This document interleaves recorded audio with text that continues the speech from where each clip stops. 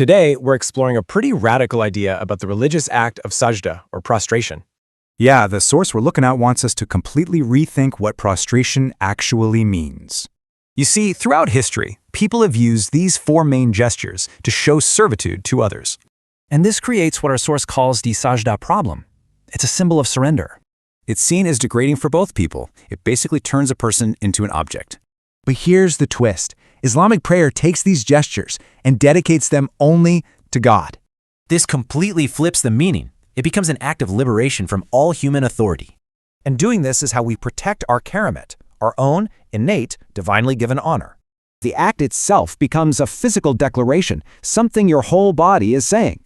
Its power really starts with that la ilaha, a huge no to all false human authorities. So, when you reject servitude like that, it changes absolutely everything. Let's see how. Well, you go from being a passive object to becoming an active subject in your life. Because under human servitude, you give up your will, your intellect, you just become a consumer. It's a total reversal.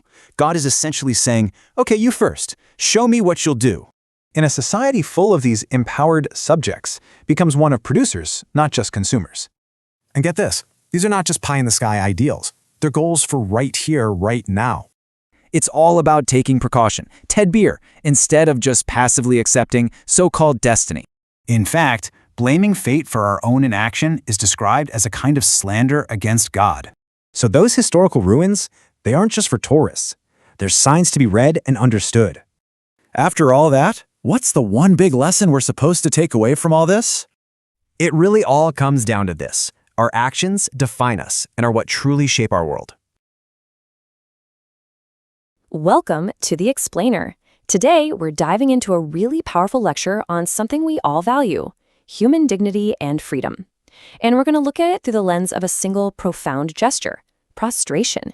It's an act that has meant both servitude and liberation, and we're about to unpack why. So what's interesting is that the lecture doesn't start with scripture. It starts by looking at the universe itself.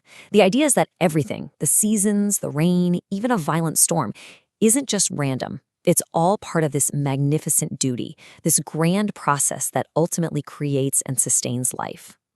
And this gets at a really cool idea called creative destruction, a fundamental law of the cosmos. I mean, think about it. The lecturer points out that our own moon was probably born from a massive, cataclysmic collision with Earth. Total chaos, right? But out of that cosmic demolition, something new and essential for life was created. So you've got these fundamental rules of the universe, right? Constants like the speed of light or the value of pi that we simply can't change.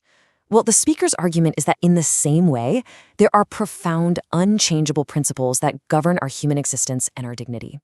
They're like the constants of our moral universe. And that brings us right to the heart of the matter, to a single human act that has been a huge problem throughout history, prostration. In Arabic, sajdah. It's an act that is just loaded with meaning, and so often with oppression. Think about it. When you look across all of human history, across different cultures, you see the same four physical gestures pop up again and again to signal that one person is a servant to another. Standing stiffly at attention, bowing, sitting in a specific way to show deference, and of course, the most extreme one of all, prostration, putting your forehead right on the ground. And here is the absolute crux of it. The physical act itself is neutral, but what it means, that's everything. When you prostrate to another human, you're not just lowering your body. You're basically saying, my mind is yours, my will is yours. It turns you into an object. But, the lecturer argues, if you recontextualize that exact same act, it can mean the complete opposite.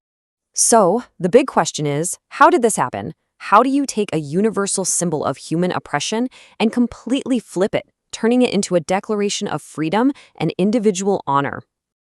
Well, the whole foundation for this idea rests on a core principle, that human beings are created with intrinsic honor.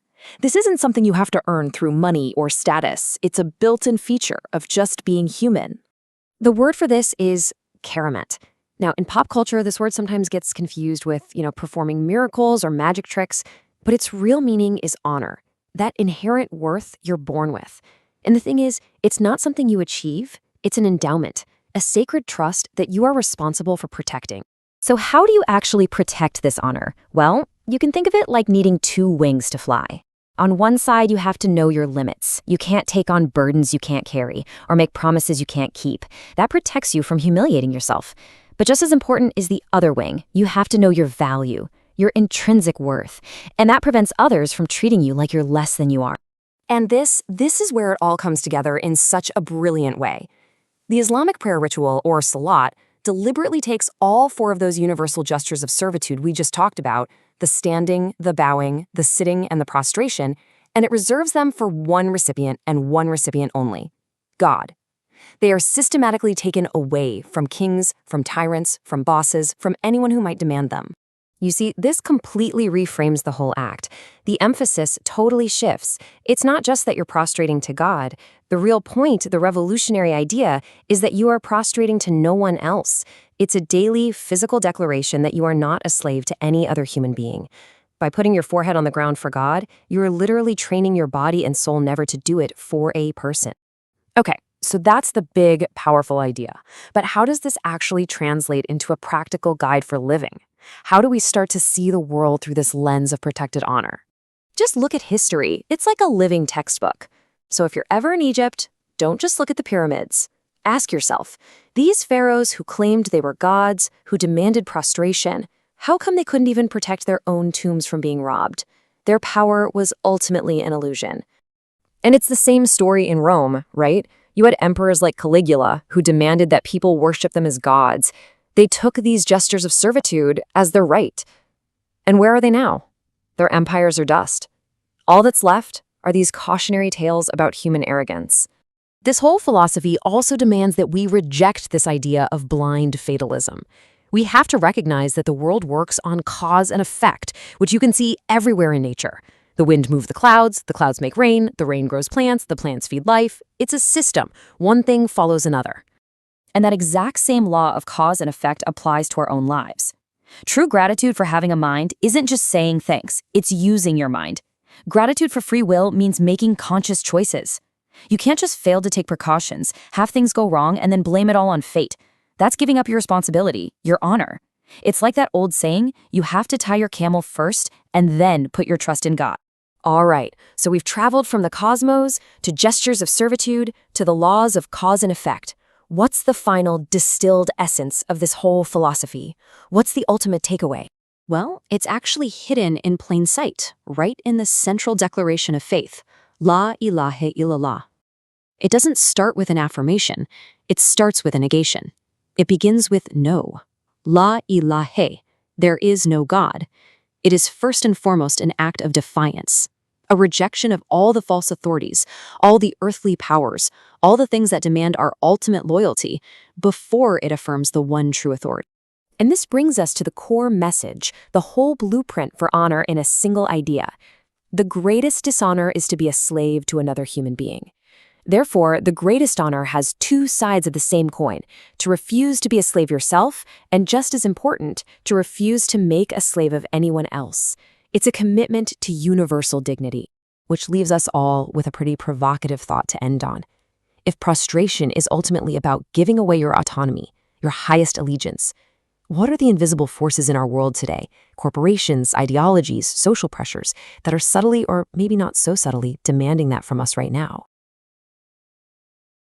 Welcome back to the deep dive. We have a monumental task ahead of us today. We really do. Our listener has shared a truly exceptional stack of sources, a collection that attempts to take one specific, seemingly confined ethical concept, the act of Sajdah, or submission, Right. and use it as a foundational lens through which to examine, well, the laws governing everything, from the subatomic to the historical. It is an incredible synthesis. I mean, we're dealing with material that moves seamlessly between realms you usually keep separate. Completely separate. We start with the absolute constants of physics and mathematics, then we pivot into deep linguistic philosophy, anthropology. And then it just keeps going. It jumps straight into the specific biology of creation, and finally, the ethical mandates that come from human agency. Our mission today is to, thoroughly extract these universal constants and, I think, most importantly, the clear ethical mandate that flows from them. The one that defines and protects human honor and responsibility. That's the one. The sources themselves give us a very clear sense of the stakes here. This entire exploration isn't academic fluff, it's a powerful command. Hmm. One potential title suggested for this whole chapter just captures the mission perfectly. O human, protect your dignity and conquer your arrogance. That phrase is the thesis statement for the entire source material. It's all there. Dignity as a necessity and arrogance as the greatest threat to that necessity. I agree. It sets the tone perfectly. So how do the fixed laws of the cosmos connect directly to the principles of human character? Okay, let's unpack this and maybe begin with the structure of existence itself. To understand human limits and dignity, the sources say we have to first understand the limits of the cosmos. Okay. So they open by establishing that the universe is defined by two interlocking principles: the absolute necessity of constant change and the rigidity of unalterable constants. The natural world is the first text they turn to. We're talking about the relentless cycle of change. Rain, snow, wind, heat, cold. Right, and these aren't just weather patterns. The sources are clear on this. They are the fundamental conditions that make life possible. How so?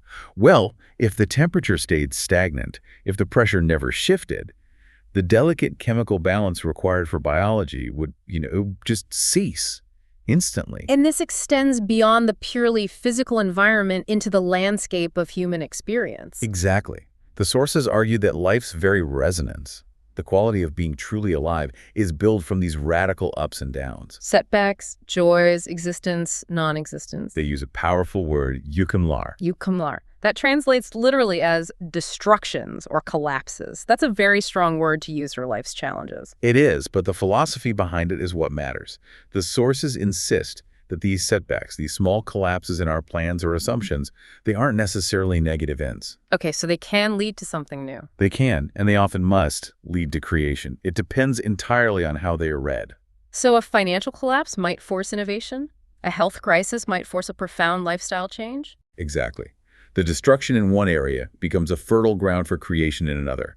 This is the law of necessary creative destruction. And the most monumental 4.5 billion-year-old example of this creative destruction is the Earth's axial tilt. Correct. The sources point to the necessity of that precise 23.5-degree tilt. It's not just some lucky accident. Yeah. It is the single most critical factor for having seasons. Without it, the vast majority of the Earth would be either scorching hot or permanently frozen, making complex life impossible. And the prevailing theory about how we got this perfect tilt is, it's an enormous catastrophic collision. Yes, the source references the theory that 4.5 billion years ago, a planetary body the size of Mars, often dubbed Theia, collided with the proto-Earth. And this wasn't a gentle tap. No, it was a cataclysmic event. It stripped away crustal material, melted vast tracts of the planet, and crucially tilted the Earth on its axis. And the debris ejected from that destructive impact then coalesced to form our unusually large moon. So we have a literal moment of massive planet-altering destruction that simultaneously stabilizes the Earth's axis, regulates the tides, and creates the conditions for life to thrive. The ultimate yukum leading to the ultimate creation. Exactly. This sets the philosophical stage for the physical laws that cannot be changed. These are the invariants that define the architecture of existence itself, the fundamental boundaries. And those boundaries are where things get really interesting. Let's talk about those boundaries. The sources reference three profound examples. First, the ceiling on velocity, the speed of light. Approximately 300,000 kilometers per second. It is a cosmological constant. It's not a speed limit that the universe recommend. No, it's one that it enforces. It enforces it. No object with mass can accelerate to the speed of light, let alone surpass it. We can measure it, we can use it, but we absolutely cannot alter it. It is an unchangeable law of the physical universe, establishing a rigid boundary. Okay, so that's the ceiling. Our second example is pi, Archimedes' constant. Everyone learns 3.14 in school, but the sources emphasize its profound universality. And this is where the philosophical depth really comes in. Pi is the ratio of a circle's circumference to its diameter. The sources stress that this ratio applies from the quantum level, the structure of subatomic particles. All the way up to? All the way up to the largest black holes and spiral galaxies. It is an absolute constant across all scales of existence. But what makes it a constant of limitation? We know it's infinitely non-repeating. Why is that specific quality so important to the source material? Because of the historical challenge, squaring the circle. For millennia, mathematicians attempted to construct a square with the exact same area as a given circle using only a compass and straight edge. They were trying to simplify pi. They were. They failed, and eventually the task was proven mathematically impossible. Pi is transcendental. You can't simplify it. You can't zero it out. No matter how much intellectual energy you apply. Exactly. You cannot change this fundamental ratio. It is a law of geometry, a boundary of mathematics. If you try to build a universe where pi is 3.0, the universe simply doesn't function. That is a fascinating way to frame mathematical reality as an absolute boundary that humbles human intellectual ambition. And finally, we have the fluorine temperature, absolute zero, negative 273.15 degrees Celsius. This is perhaps the most evocative metaphor for an unreachable constant.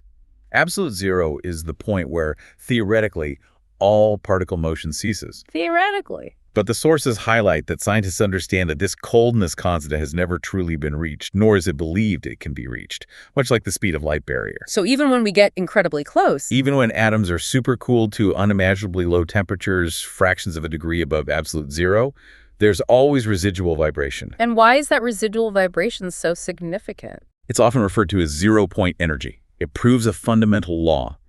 Energy never completely disappears. The system cannot be entirely quiescent.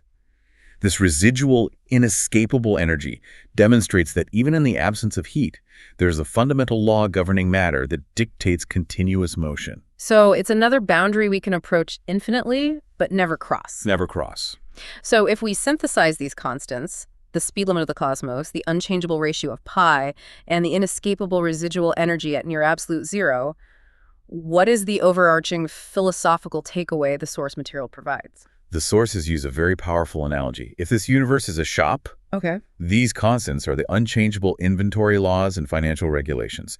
And if there is a shop, there must be an owner, a constant of existence. Right, because if these laws could be broken, or if there was no ultimate authority upholding them, The entire system would immediately collapse. The shop would be plundered, becoming a chaotic, temporary anomaly, not an organized, sustainable system. the existence of these fixed, unchangeable boundaries reinforces the belief in a designed, organized reality. Yes. So we can't just decide pi is 3.15 and we can't arbitrarily change the speed of light. The cosmos demands respect for its boundaries. And that leads us directly to the human ethical question. If the physical world has unchangeable boundaries that demand submission to the physical law, what are the ethical boundaries that demand submission to the Creator and prohibit submission to man? That transition is critical. We're moving from the logic of physics to the logic of ethics. We are now diving into the central concept, Sajdah, prostration. The sources frame this immediately as a universal human problem. The correct object of submission, the tension between submission to the divine versus submission to man kulak. This distinction is paramount because, as we will see, submission to the Creator elevates humanity, while submission to a servant, kulak, degrades both the giver and the receiver. But before we get to the ethics, the sources take us on a fascinating linguistic detour. They do.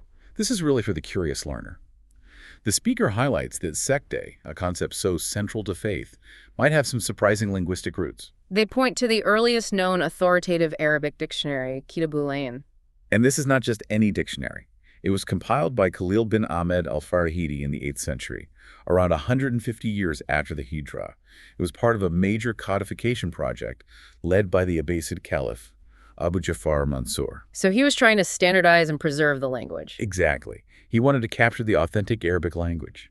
Al-Farahidi went to great lengths, traveling to the most isolated Bedouin tribes, the Badi'i, to ensure the vocabulary he recorded was pristine and original. And despite this meticulous effort, the core three-letter root for Sajdah, Sinjimdal, is remarkably absent. Yes, the absence is what drives the hypothesis. In classical Arabic, most words are built on a three-letter root, the Sulasi Musard. The sources explain that you can rearrange these three letters, perform an anagram, or kalb, and the resulting words usually share a common primal root meaning. If a word is fundamental to the language, its three letters should produce coherent related terms. Can you elaborate on the example they give, the Kaleme-Melek connection? Certainly, they look at the root KLM. If you use permutations of this root, you find words like keleme, word, tekelem, to speak, and melek, angel or messenger. Okay, so what's at the connection? The root meaning that connects them all is el-kelm, which signifies wounding, leaving a trace, or making an incision. Ah, like a scalpel, something that cuts and leaves a profound mark. Precisely. That is why divine speech is called kelam kerim or kelamullah. It's not ordinary speech, which is kelvel, just a simple utterance. Kelam kerim is effective, trace-leaving, incision-making speech. It changes the recipient fundamentally. I see. So the sources use this established linguistic technique to try and find the primal root of SED, and because it's elusive, coupled with its absence in the earliest dictionary. They hypothesized that Sassid might have been adopted from a neighboring language in the Near East, perhaps Aramaic or Syriac, rather than being an original linguistic root. That's a fascinating intellectual challenge to the conventional understanding. It is. It demonstrates that even the most fundamental concepts can be explored through critical linguistic archaeology. So regardless of its root, the practice of physical submission is universal. The sources now shift to anthropology, detailing the four main physical gestures of submission to another human being, the physical language of kulakuluk. These are gestures of power recognized across various cultures and historical periods. First, you have standing at attention, or elpens divan durmak. Stillness, hands crossed, often seen in the presence of kings or sultans, particularly in Ottoman court culture. Right. It symbolizes total readiness and the suspension of your personal will. Second is ruku, or bowing. Bending forward at the waist. Extremely common in East Asian cultures, Japanese, Korean, Mongolian. As a deep sign of respect, but in its extreme forms, it signifies total subservience to a feudal lord. Then you have sekit itself, prostration. Placing the forehead on the ground. This was the practice before pharaohs in ancient Egypt or emperors in Persia. It is the ultimate physical surrender. And the last one is sitting. Not just casual sitting, but a highly formalized, low, respectful pose used to signify submission or lower status in some Far Eastern court traditions. Now, this is where the sources make a brilliant connection. The ritual prayer, salat, incorporates all four of these physical gestures: standing, bowing, prostrating, and sitting. The sources posit that this ritual is a profound ethical purification. It takes these globally recognized acts of submission to human power structures. The gestures of kulakuluk. Yes, and it redirects them exclusively toward the Creator. So the argument is that by reserving the deepest, most universal physical expressions of submission for God alone, you inherently and ritually nullify the right of any human, king, or tyrant to demand that same level of reverence from you. Precisely. It turns a political act into a purely spiritual one, thereby protecting the integrity of the individual against human arrogance. The moment you are asked to stand at attention, bow, or prostrate before a human, your established ritual practice provides the ethical defense. That level of minimization is reserved for the absolute constant, the ultimate owner of the shop. This seamlessly brings us to the core ethical consequence: the protection of human dignity. The source material uses the rich Arabic term karamat. Karamat is defined rigorously here as honor or dignity. The source reminds us of the divine proclamation, Wad karemna beni Adam, we honored the children of Adam. The crucial point being that this honor is not something we earn through effort. No, it is a foundational, inherent gift bestowed upon humanity. It is a given, a constant of our existence. So if it is a given, the highest ethical duty is not acquiring honor, but preserving it. Exactly. Protecting this honor is defined as safeguarding a sacred trust, or eminent. When you safeguard something that was given to you, you uphold the trust. But if you degrade or surrender that honor, you commit a betrayal of that trust, Ianet. A sharp moral dichotomy. Protection is loyalty, surrender is betrayal. Yes. The sources establish it very clearly. And the act of sekdu to a human is described as the ultimate act of minimization. Why is prostration the final word in betrayal? Because of where the contact is made. The forehead. Prostration places the forehead, the most valued, most elevated part of the body, on the dust before another human. The head is the seat of the brain, the intellect, akal, the will or ad. The sources use the word rees for the head, which is also the root for a leader or chief. So by putting your rees on the ground before a human, you are symbolically declaring, my intellect, my will, my worth, my leadership capacity, all are yours to command. I am nothing. It is the ultimate act of self-minimization, of Maviet. And the source provides a powerful symbolic callback, noting that this posture resembles the fetus in the womb, a state of total surrender and dependence, appropriate only before the Creator who formed the individual in that state. So to take that posture before a human is to deny the adulthood, the agency, and the inherent honor you were later granted. That's the argument. The sources insist that true honor requires two inseparable pillars: knowing your boundaries, Hadini Bilmek, and knowing your worth, the Irini Bilmek. How do these two concepts interact? They are the active and passive defenses of dignity. Knowing your worth is the foundation, recognizing you are being honored by the Creator, deserving of respect. But that worth is only protected by knowing your boundaries. Give me an example of how failing to know your boundaries damages your worth. Well, if you do not know your boundaries, you take on impossible burdens, you walk into waters over your head, taking financial or ethical risks that you cannot sustain. You make promises you cannot keep. And the inevitable failure. The inevitable failure, the breakage of that promise, the drowning in that debt, all these outcomes degrade your dignity in the eyes of others, and more importantly, in your own eyes. True dignity is sustainable and realistic, enforced by self-knowledge. And the danger of submission to man, kulak, is that it doesn't just destroy the submitter, it poisons the recipient. This is a critical ethical observation. Sekti to a human performs two acts of moral corruption. Okay, what are they? First, objectification. It objectifies or nesnelistir, the submitter, stripping them of their agency, their özne. The submitter ceases to be a subject and actor with independent will and becomes merely an object, a tool or property of the master. And the second act? Arrogation. It arrogates or kristallistur and esdur, the receiver. Seeing another human willingly give up their reas and their will inflates the recipient with toxic pride, making them tyrannical and overreaching. This connects back to the very idea of human agency, özne, that we are about to explore more deeply. The source frames this agency as a massive honor. We are the initiators. That's right. The agency is the gift. Divine response often hinges on human action. If you are grateful, Lissakurtum, I will increase you. If you act, the consequence follows. So if you surrender that capacity to act, that özne status, you betray your fundamental nature. A person who submits to another human is essentially saying, I am not responsible for my actions, he is. And what happens when an individual is successfully crushed, becoming the honorless type? The sources are brutally pragmatic. They become useless.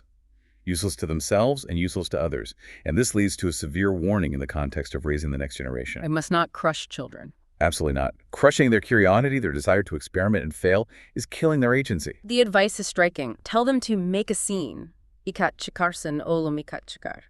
Encourage invention, creation, and even mischief, but set limits for manageable damage. So that phrase, make a scene, it means invent something, cause an innovation. A child who is afraid to break anything will never build anything. And this is directly linked to the societal implication. Yes. A society composed of these crushed, dishonored, honorless individuals becomes merely a herd, a suru. And the danger of the herd. A herd society is inherently a consumer society, not a producer society. The source states that unproductive societies are condemned to a form of slavery, economic slavery, dependence, and political subjugation. Because the engine of true independence and wealth is production. It's innovation and active agency. A society of objects, nisnealer, cannot outcompete a society of subjects, esnealer. That's a powerful indictment of moral complacency. Now, let's pivot to understanding this human subject, the özne, by looking at how we are physically and consciously built. The sources synthesize science and scripture to define what makes us unique. The overarching message of this section is profound. To fully learn human creation, look not only at the sacred texts, but at the Quran of nature, the Tabiat Qur'ana. And the source quotes the verse, travel through the earth and observe how creation began. It's a command for empirical research. So the sources outline a detailed, multi-stage process of creation that aligns remarkably with modern biology. Yes. Stage 1, the elemental process. This begins 13.8 billion years ago with the formation of the first atom, hydrogen. The sources emphasize that the human body is a microcosm of the universe, containing all 92 naturally palpable elements.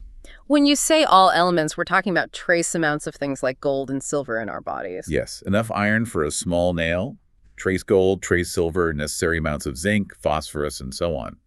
If you lack any of these specific elements, your complex machinery fails. So the first stage establishes that the raw capital for life is universally distributed and available. Exactly. And the sources reference the famous Miller-Urey experiment from the 1940s and subsequent research into abiogenesis. What's the critical point here? It's confirmation of the conditions.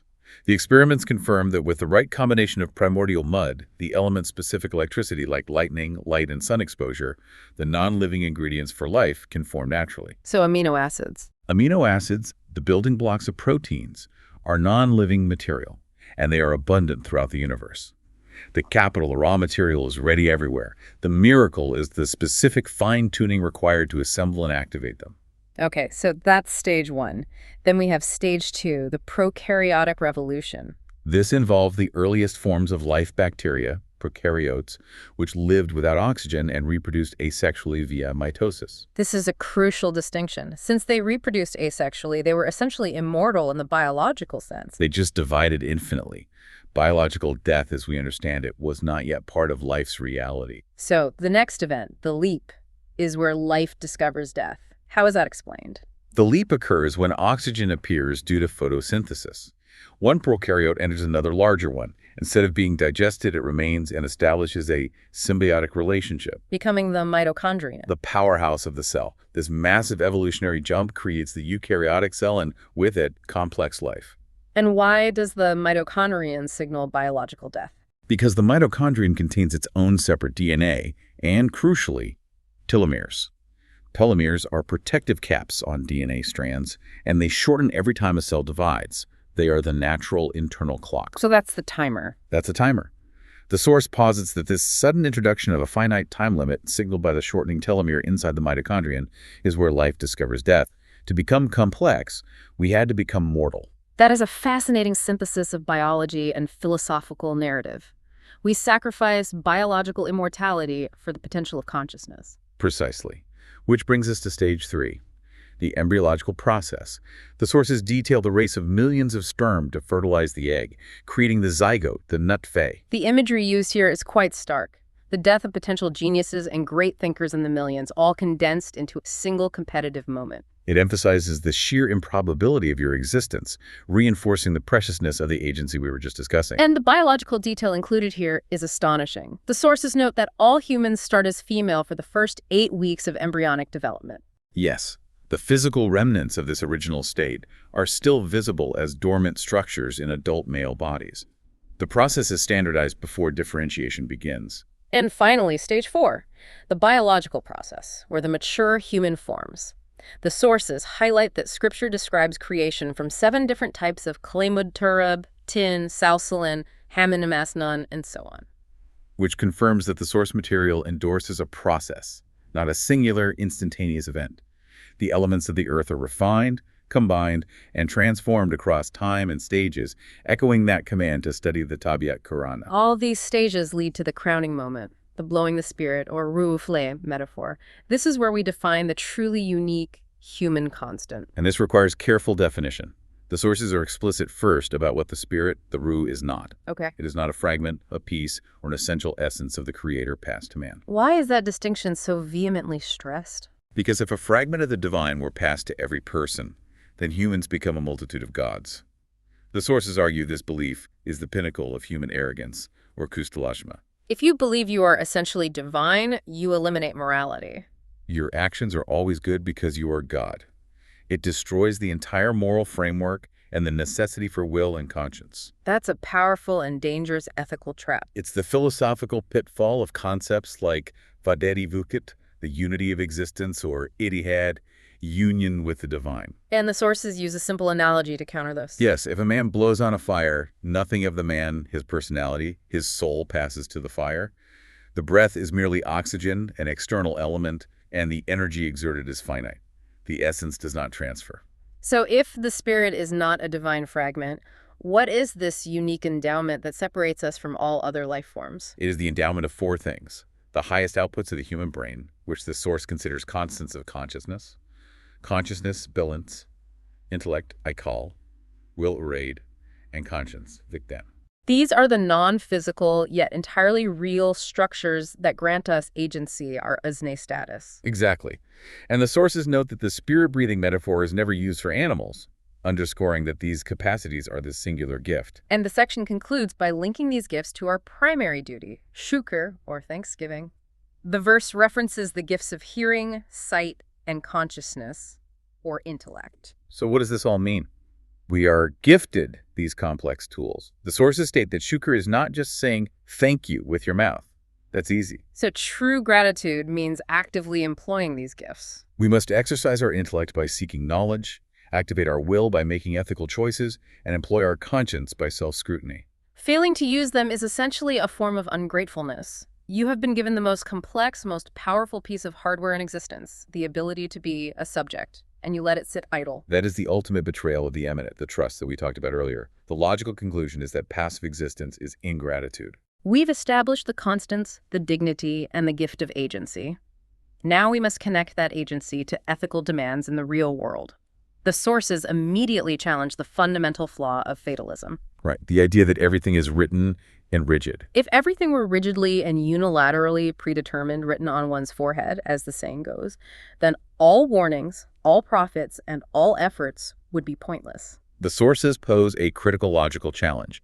Why send Moses to Pharaoh if Pharaoh's destiny was already fixed, including his rejection? It would imply the divine was engaging in a nonsensical, predetermined theatrical performance. Exactly. The purpose of the warning validates the existence of choice. And if you can choose, you must be prepared to act.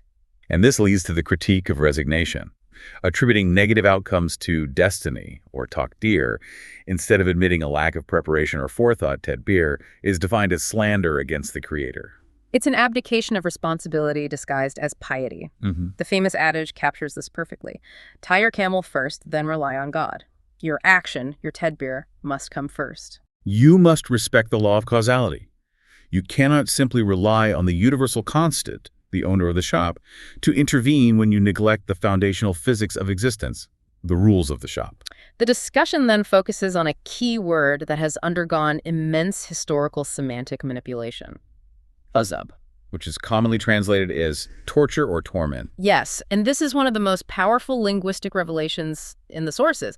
They argue that the translation of azab as torture or eiskens was a deliberate semantic shift historically used by tyrannical rulers. Oh, why would rulers do that? To justify their own atrocities. If a ruler tortured his subjects, he could claim he was simply mimicking or administering a lesser form of the consequences the divine also inflicted. It provided a theological cover for despotism. And this semantic shift contaminated ethical understanding for centuries. So what is the actual linguistic root of azab? The root word malb, in its positive sense, refers to salvation from thirst-sweet, clean, cool water. Okay, so that's the positive. Which is why the sources interpret the negative connotation of azab not as torture, but as deprivation, marumiyat. That is a staggering distinction. God does not torture. God deprives the individual of the things they failed to work for or protect. Exactly. The consequence is self-inflicted. It is the natural outcome of neglecting the gifts, intellect, will, conscience, and ignoring the laws of preparation, of tadbir. So the divine response is effectively saying, see what state you brought yourself to. Your future state, whether positive or negative, is the record you wrote, the read your record principle. That shifts the focus entirely from punitive torment to personal accountability, and it emphasizes the absolute supremacy of deeds over mere words. The sources stress repeatedly. What we do is the crucial factor. Your hands will speak, your feet will testify, your actions are the witnesses. Your verbal submission is meaningless if your hands are idle or your feet walk towards destruction. The imperative of action even extends to the most mundane, practical elements of life, such as contract law. And this is highlighted as a profoundly modern concept in the source material. Even when dealing with partners, you should inherently trust like family members, your father or son. All financial agreements must be written down. Fully detailed and legally binding. And this command is contained within the longest single verse of the entire Quran, which emphasizes its absolute importance. It's a profound lesson in tadbir, in preparation. You must respect the reality of human fallibility. If you rely solely on trust and oral promises, you set yourself up for deprivation and conflict. You are neglecting the ethical preparation required to safeguard the dignity and wealth of all parties involved. And if we fail in this preparation, we fall prey to arrogance, which the sources define very specifically. The worst arrogance, Kabir, is not just pride in one's achievements. It is the refusal to question, critique, learn from, change, or repent from one's own mistakes. It is intellectual stagnation disguised as rock-solid conviction. And the sources make a crucial differentiation between two types of defense. Defending one's own mistake, refusing to admit fault, that is arrogance, Kabir. But defending someone else's mistake, sacrificing truth for the sake of covering for a superior or a powerful ally. That is the ultimate act of submission to man. That is kuluk. You are giving up your conscience to protect their error. That brings us full circle. The refusal to submit to man is the refusal to sacrifice truth and intellect for subservience. Now we anchor these ethical mandates and the consequences of arrogance and submission in the physical evidence of history. The sources call the earth itself a text, rich with lessons. And they quote the verse, "Has it not guided them? Have they not learned a lesson from the many societies we destroyed before them?"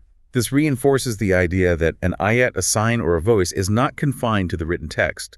The archaeological sites, the ruins, the collapsed civilizations are also ayat signs to be read, reflected upon, and learned from. And the sources provide a Gezi Reberi, a historical travel guide, pointing to these lessons. Let's start with the ultimate example of human arrogance and the demand for sekte, ancient Egypt and the pharaohs. When visiting the pyramids, the sources urge us to remember two things. First, the incredible unjust cost to the people to build these tombs before the pharaohs even died. The epitome of kulakuluk. And second, The ultimate irony. These were individuals who claimed, "I am your highest lord," demanding divine submission, yet they failed completely to protect their own bodies. their bodies, intended to be preserved for eternity, were routinely looted by successive dynasties and grave robbers. The mummies we see in museums today are not there because of the pharaoh's power. They are protected by the modern conventions of museum curation. The historical lesson is clear. Those who claim absolute power cannot even secure the sanctity of their own remains. Their arrogance was ultimately futile. Next, the Roman Empire, featuring figures like Caligula, Nero, and Diocletian, who also demanded submission. And the sources offer the compelling story of Alexander the Great. He was a conqueror who, late in his career, was famously declared the son of a god by the priests of Amun in Libya. But what ended his unparalleled life? A tiny mosquito carrying malaria. This is the profound lesson of humility. You can claim godhood, you can conquer the world, but the smallest, most insignificant creature, governed by the natural law of causality, can bring down the greatest human hubris.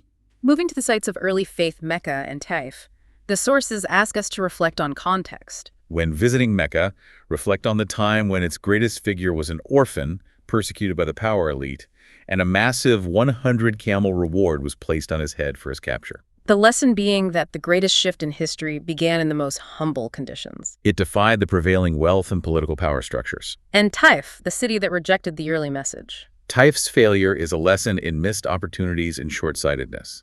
By rejecting the message and a messenger, they missed the chance to become the Medina, the spiritual and political heart of the new civilization. They remain Taif, just a place name. Because of a momentary political rejection. It is a perpetual historical sign of how human choice can alter destiny. Finally, the Istanbul Gezi Reberi, focusing on Hagia Sophia. When reflecting on that majestic structure, the sources urge us to look beneath the surface, literally.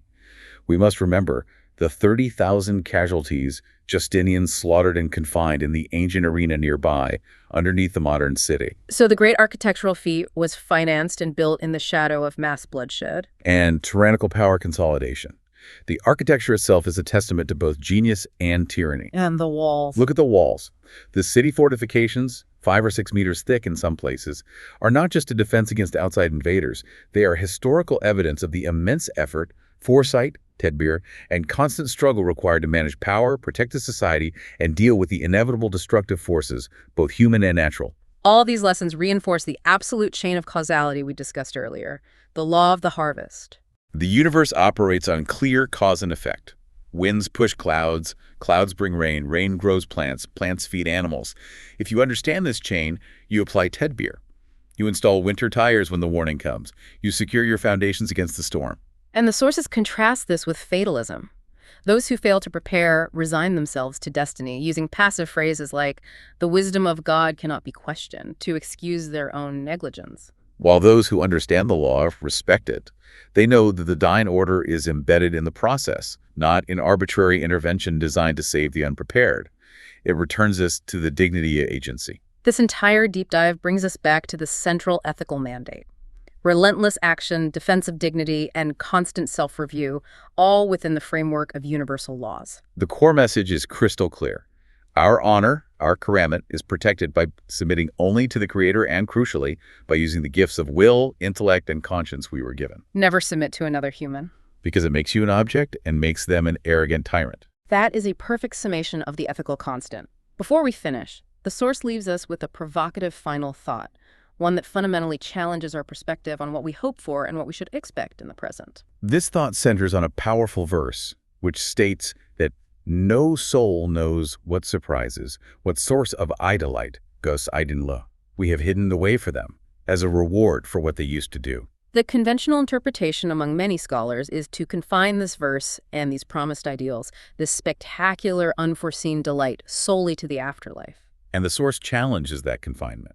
It asks, why must we postpone our hopes, our ideals, and our longings for the ideal society, the just society, the society of dignity, until after death? Is it not possible that the Creator, who established the law of causality and the supremacy of action, has prepared idolite surprises for us in this world as well?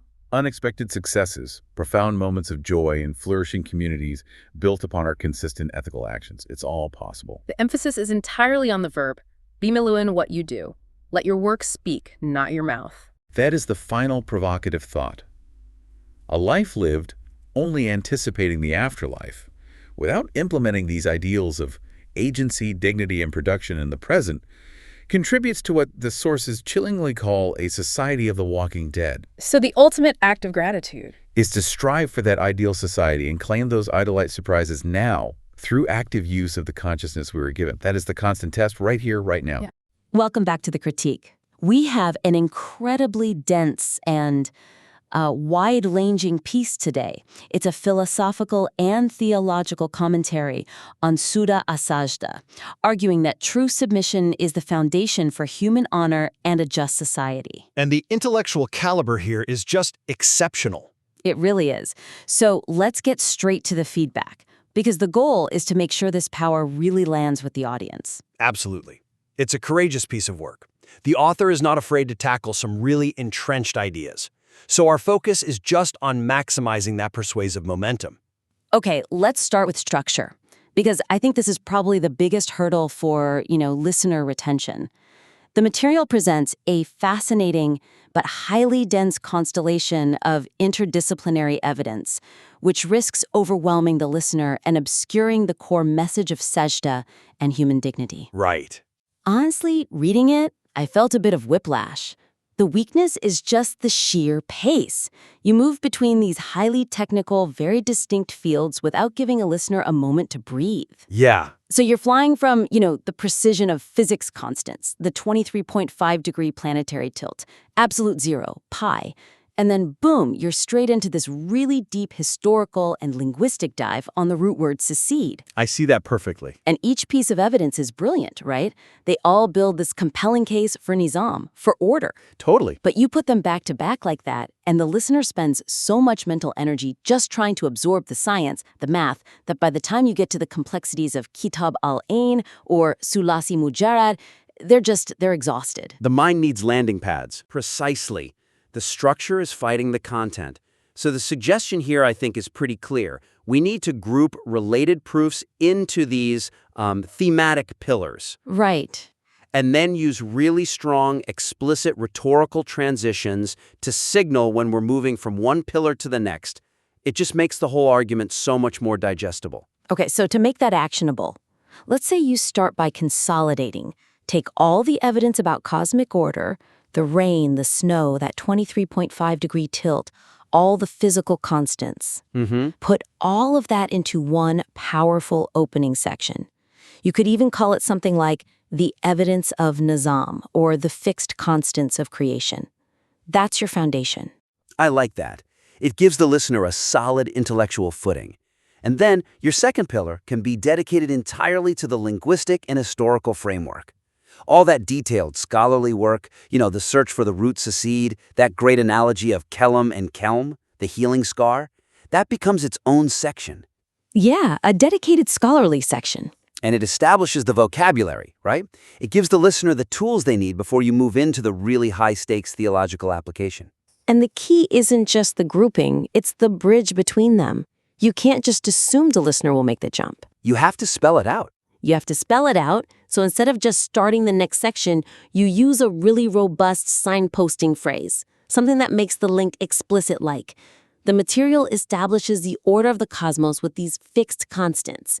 Now that we've seen the fixed constants of the universe, let's look at the fixed, non-negotiable requirement for humanity, dignity. That flow works beautifully. It turns two dense, kind of disparate sections into one continuous logical argument. Okay, let's move to our second area of focus.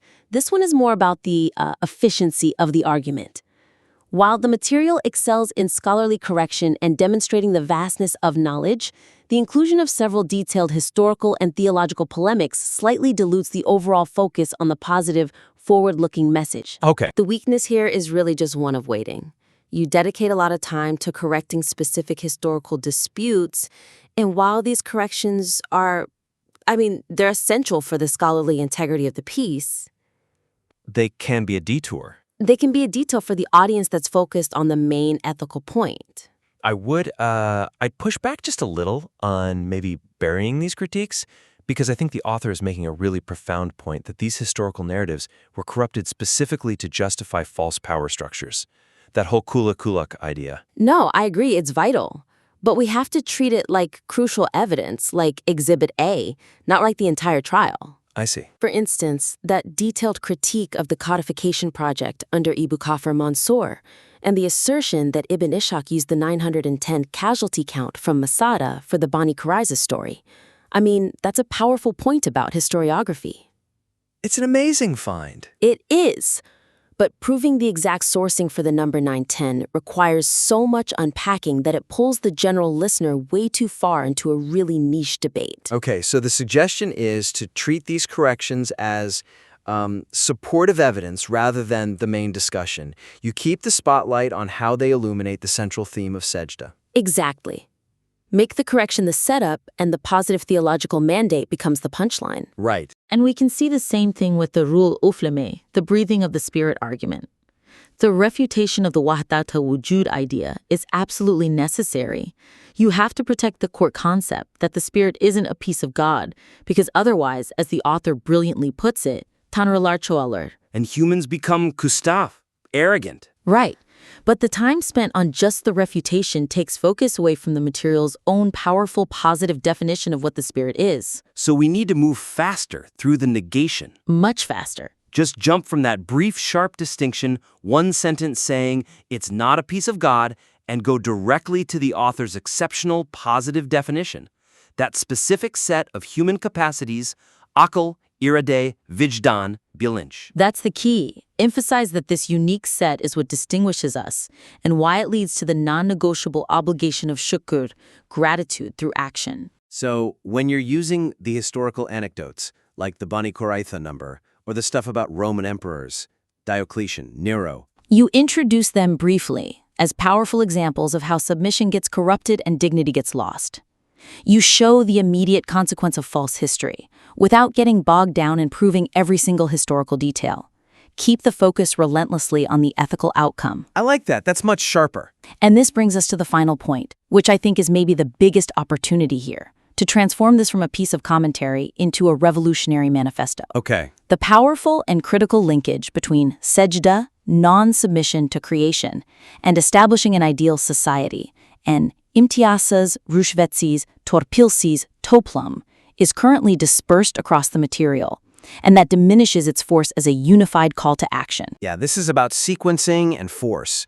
The author has this strong critique of postponing ideals to the afterlife, that whole idea of the yuruyen oluler, the walking dead. It's a great metaphor. It's a fantastic metaphor, but the practical steps for achieving the ideal of justice on earth, they're stated later in different arguments. It creates this, structural delay. The listener gets the diagnosis, but they have to wait for the prescription. It needs to hit immediately.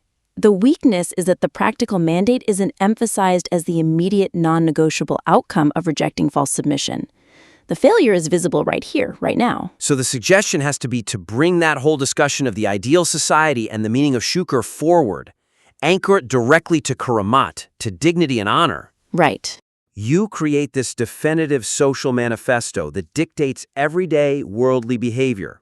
The transition from theology to application becomes seamless. Let's nail that down. We can strengthen the link between onurunu korumak, preserving dignity, and the core message of La ilaha illallah as an alam hali, a state of action, and frame that whole critique of delaying ideals specifically around the verse Evelem Yahdim Lahum, the lessons from ruins. Yes. Use those incredible concrete examples the material already has. The Gezi Rehbari, the travel guides to Rome, Mecca, Taif, Hagia Sophia. Those aren't just historical footnotes. They are immediate, undeniable proof that failing to learn from history, failing to live those ideals now, results in societal decay here and now. The ruins are a warning that justice can't wait. And we also need to explicitly connect the discussion of tetbir, of taking action, and avoiding kiber, arrogance, to the material's legal and economic examples. The author makes these really powerful points about the necessity of production, uretmiorus, to avoid societal slavery. And the requirement for written contracts. That reference to Baqarah 282, the longest verse in the Quran, demanding written contracts, is so powerful. It's incredible. It shows that this isn't just about spiritual contemplation. It demands concrete, practical steps for worldly integrity. That example has to be front and center in the manifesto section. And then finally, you conclude this point by clarifying the concept of azab, which the material rightly defines not as punishment, but as mahrumiyat, as deprivation. Ah, yes. That's the immediate, worldly consequence. The stakes become personal. If you don't take action, tedbir, you suffer the consequences now. You are deprived of the very ideals you wish for, and you absolutely cannot blame taqdir, divine destiny. It becomes a powerful call to responsibility. By positioning that worldly consequence of mahrumiyat right there with the requirement for action, you close the loop completely. The material demands not just submission of the heart, but submission through immediate, productive, socially just action. You know, this is such a robust, intellectually courageous piece of work. The author's commitment to rigor, to delivering a challenging message that confronts the status quo, it's really impressive. The combination of the deep linguistic analysis and just the refusal to soften the challenge, it makes this a potentially revolutionary text. The ideas are all there. They're powerful. They're necessary. So, just to recap our critique, we focused on 3 main areas. First, structuring that brilliant interdisciplinary content into clear thematic pillars, with strong transitions, just to help the listener keep up. Right, for retention. Second, refining the use of those historical and theological debates to make sure they serve as support for the central message of human dignity, rather than becoming the primary focus. Using them as evidence, not the whole story. Exactly.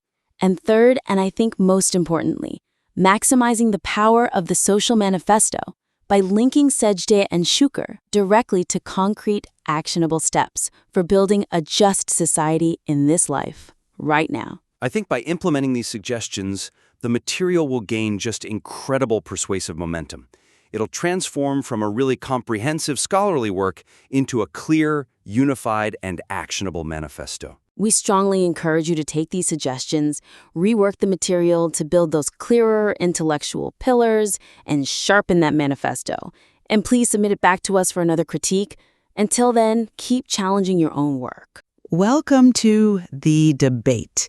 Our focus today is, well, it's on the central mystery of the source material, the unique creation of humankind, and specifically, the nature of the attributes, consciousness, intellect, and will that really define our existence. It's a critical nexus point, isn't it? It's where the physics of the universe, the continuity of biology, and the profound statements of theology all seem to converge. The material gives us these rich details describing processes that span billions of years, right up to a single defining metaphorical act. Exactly. And the core tension we have to explore is really this. Does the blowing of the soul, the Ruh Uflame metaphor described in the creation narrative, does it represent a unique non-biological intervention, a definitive act that grants a distinct divine essence? Or is this event the symbolic culmination of continuous, law-governed, elemental, and biological processes that are just inherent in the divine design? I think that's the perfect framing. For my part, I will argue that the blowing of the soul is absolutely that unique and definitive act.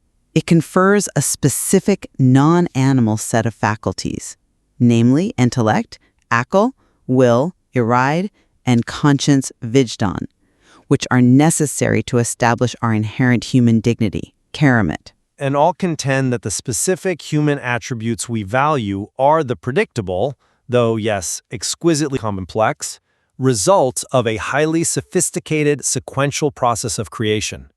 This whole process is governed by immutable laws and constants, making the final emergence of consciousness, well, a logical outcome of divine design within nature itself. So when we seek to define what fundamentally distinguishes humanity, we have to look at the highest outputs of the brain: consciousness, intellect, will, and conscience.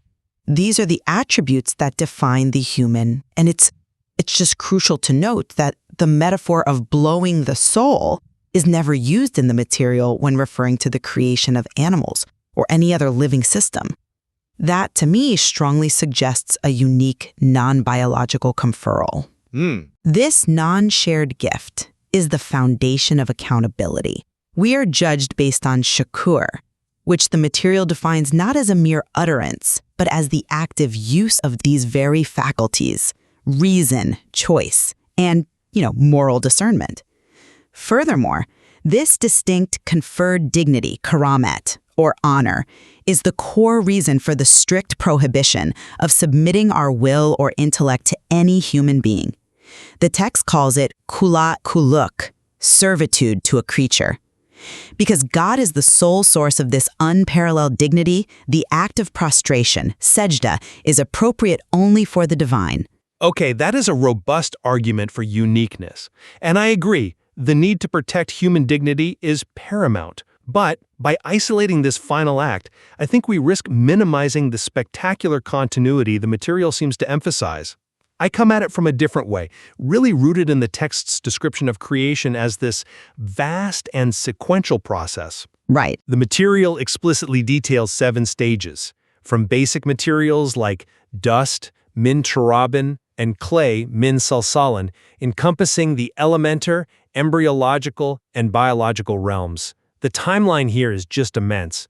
The elementar process is depicted as beginning 13.8 billion years ago, with the simplest elements, leading, inevitably to the complex components necessary for life: iron, zinc, phosphorus, all the other trace elements we find in the human body. The source validates this continuity by telling us to look at the physical world. The text commands us, say, travel through the earth and observe how the creation began, referencing the physical world. This is the Tabiat Qurani, the Quran of nature. We are directed towards scientific validation, referencing principles that align with modern observations, like the necessary chemical formation of early life, sometimes compared to results seen in experiments like the Miller-Urey trials. The emergence of consciousness, in this view, is the apex. It's the crowning achievement of this exquisitely complex, law-driven system, which the source describes as being created in the best form, asana klishain. The perfection is in the process itself. I fully acknowledge the importance of the physical process, of course. But if we fail to distinguish between the physical culmination and the conferral of agency, we fall into theological traps the source explicitly warns against. Misinterpreting the soul as a literal piece of the divine, for instance, can lead to concepts like the dissolution of the self into the divine, or vata difujat. This risks multiplying false notions of divinity, diminishes the distinct human intellect, and I think effectively destroys free will by blurring the lines between creator and created. The uniqueness of the ruh uflama safeguards the identity of the human agent. This really brings us to our core disagreement on the nature of this inflection point: metaphor versus material outcome. If the highest human attributes, reason, will, conscience, if they're merely the functional result of escalating biological complexity, then where exactly is the line drawn for moral accountability? When does a highly complex animal become a responsible human? Right. The metaphor of the blowing of the soul is necessary precisely because it denotes that set of qualities that enables us to be the oznet, the subject, the agent who starts the action chain. We're not just complex objects following the chain. The text explicitly states that the divine purpose includes waiting to see what the servant will do. Kul niapajak. This inquiry proves that the power of initiation, the ability to start a new moral action, is essential to human identity, suggesting a non-deterministic element. I'm sorry, but I just don't buy that the existence of free agency necessitates an external, non-continuous input. Let me tell you why. The source indicates that the law-driven process itself is perfectly designed to facilitate agency. The material constantly refers to the immutable parameters governing existence. We see references to cosmic constants, like the speed of light, or the mathematical constant pi, 3.14, as fixed parameters of the universe. Okay, So if the system is so precisely fixed that even the fundamental ratio of a circle's circumference to its diameter is eternal and unchangeable, why would we assume that the system suddenly requires an external, non-continuous input to produce the mechanism for consciousness and choice?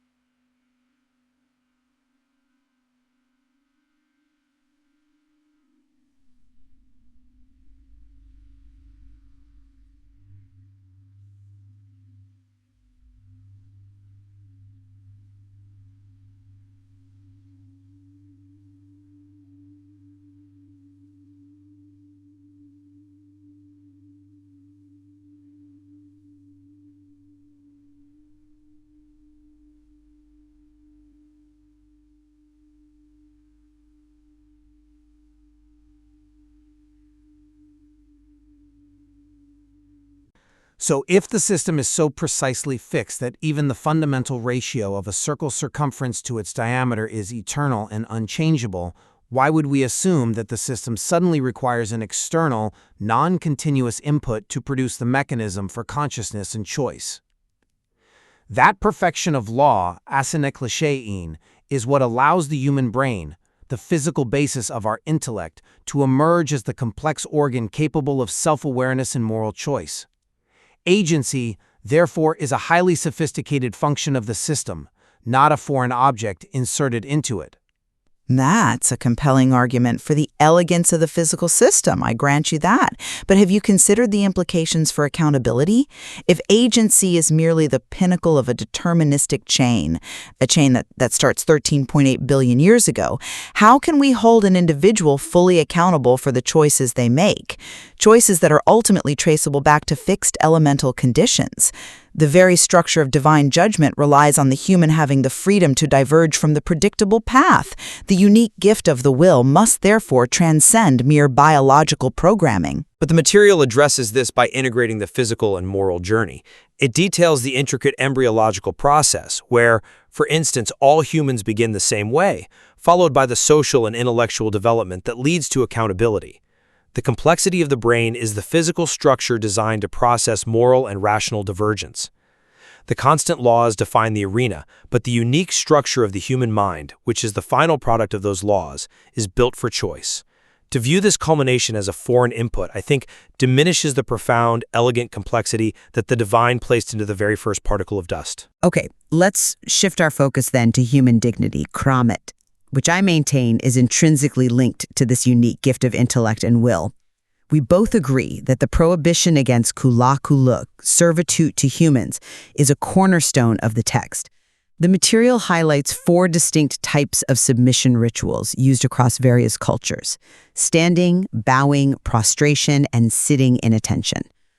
If the goal is simply to outlaw all forms of submission to humans, why does the text seem to focus so critically on sajdah, on the act of prostration, placing one's forehead on the ground, identifying it as the lowest and most complete marker of surrender? That's an interesting point, because it seems to focus on the ritual mechanics rather than the systemic problem. If we're concerned about protecting dignity, then systemic oppressions, political servitude, economic exploitation, or intellectual suppression are surely greater threats to the intellect and will than the physical act of sejid. We should be challenging the root causes of kuluk rather than dissecting the ritual. I have to push back on that premise. The problem isn't the ritual in isolation, but the servitude, the kuluk that it expresses. Prostration is not merely symbolic, it is the behavioral peak of intellectual capitulation. The source describes sajdah as dangerous precisely because it physically and psychologically objectifies the submitter, stripping them of their autonomy, and simultaneously, it makes the receiver of the prostration insolent and excessive by encouraging them to take on a false sense of divinity. I see. It is, the destruction of akal and irade made physical. This act of total abandonment, the physical manifestation of rejecting intellectual servitude, is the ultimate behavioral peak of La ilaha illallah, the declaration of no God but God. It is the physical defense of the very intellect and will granted by the root of Leah. I see why you stress the profound psychological impact of that specific ritual. I do. But that defense of individual intellectual integrity must translate immediately into the physical world. And here is where I'd argue that your focus on a unique essence risks deferring our moral responsibility. How so? Well, the material strongly critiques those who postpone or defer societal ideals, like a society based on equity, justice, and the complete absence of patronage or bribery, a tarpelsis, rushvetsis, taplum, to the afterlife. It frames this ideal as something to be actively established in this world. The heavy emphasis on elam, action, over soilem, speech, and the requirement for meticulous worldly accountability, like the explicit command to document legal contracts in writing, and the principle of taking worldly precaution, tedbir, all of this reinforces this urgent focus on worldly outcome and the physical manifestation of justice. If we are defined by the culmination of natural law, then our moral effort must be to complete that natural law in a justice society, right here and now. While worldly action is vital, and the material's critique of deferring justice is necessary, we have to be careful not to minimize the true magnitude of the ultimate reward. The promise of surprises that are a joy to the eye, God's identical surprises, is presented as a transcendent reward. It's a reward for what they did, but one which the material says no one knows the true nature of. If, as you argue, the present world is entirely governed by fixed parameters and constants, this predictable realm of cause and effect, doesn't the very existence of those fixed, immutable laws suggest that the ultimate reward must necessarily transcend the known, predictable physics? If the ultimate reward is simply a better version of the predictable justice we can calculate and achieve through worldly means, then that promise seems constrained.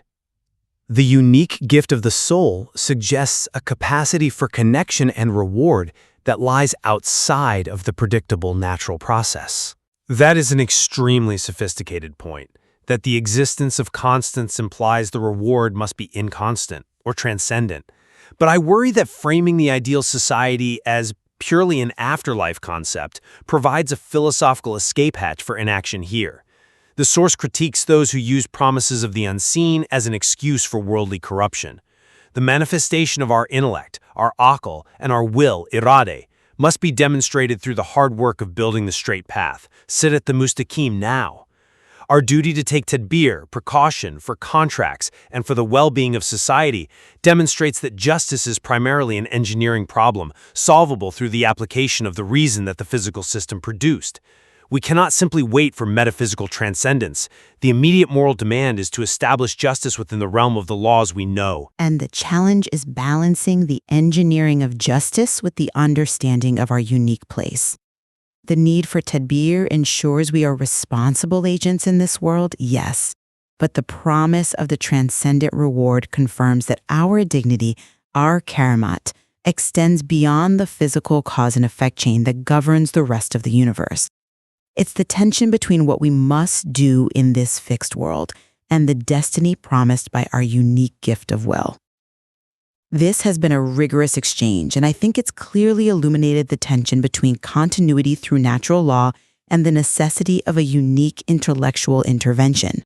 I would reiterate that while the world operates under immutable physical laws, the theological mandates, human dignity, and full accountability can only be fully established by the unique, non-shared capabilities granted by consciousness and will. This unique endowment, conferred through the metaphor of blowing the soul, must be guarded above all else from any form of intellectual submission or kula-kulak. And I would maintain that the true appreciation of human identity requires understanding the profound complexity and continuity of the creation process.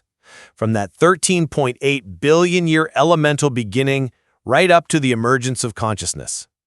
This is a system so perfectly ordered that it necessitates an attitude of respect for natural laws and active engagement in establishing societal ideals here and now, demonstrating divine glory in the exquisite order and outcome of nature itself.